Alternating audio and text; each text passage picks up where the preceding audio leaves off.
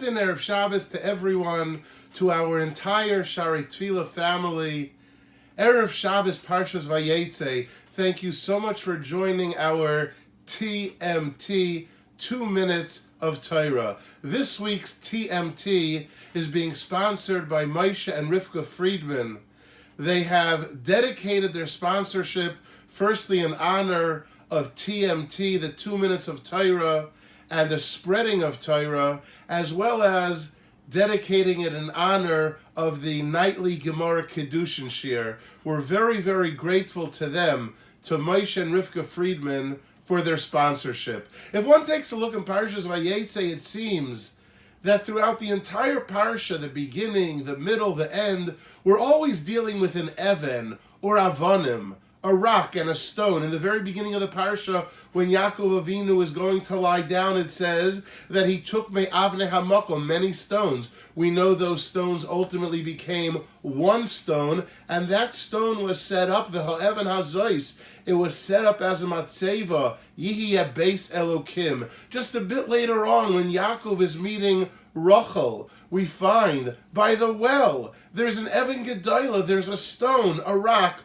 on the well. And yet later on in the Parsha, towards the end, after Lavan suggests and proposes a treaty, to solidify that treaty, what does Yaakov do? The Pasuk tells us that he took Vayikhu Avonim, Vayasu Gol, he turned them into a monument. Why is the entire Parsha filled with an Evan and Avonim, these rocks and these stones? In the very beginning, when Yaakov Avinu is lying down, a bit later on when Yaakov is meeting Rachel later on, to solidify the treaty with Lavan. I believe the explanation might be, for an Evan has a tremendously fundamental place in the life of a Yid. You see, Evan is spelled Aleph Beis Nun, which stands for Av, Ben, and Neched, or Aim, Bas, Nechda. In other words, 3 generations, the Messiah, the continuity, a grandfather, a father, and a son,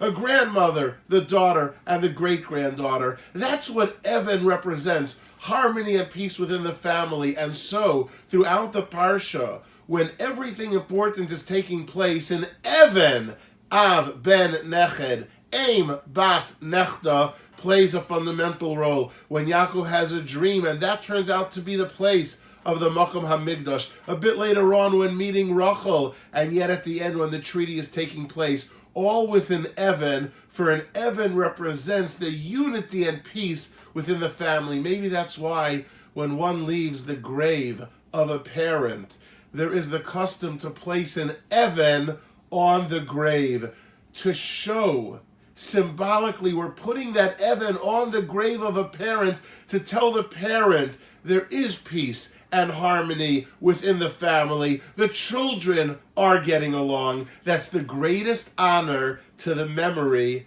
of the parent. I wish everyone a spectacular Shabbos.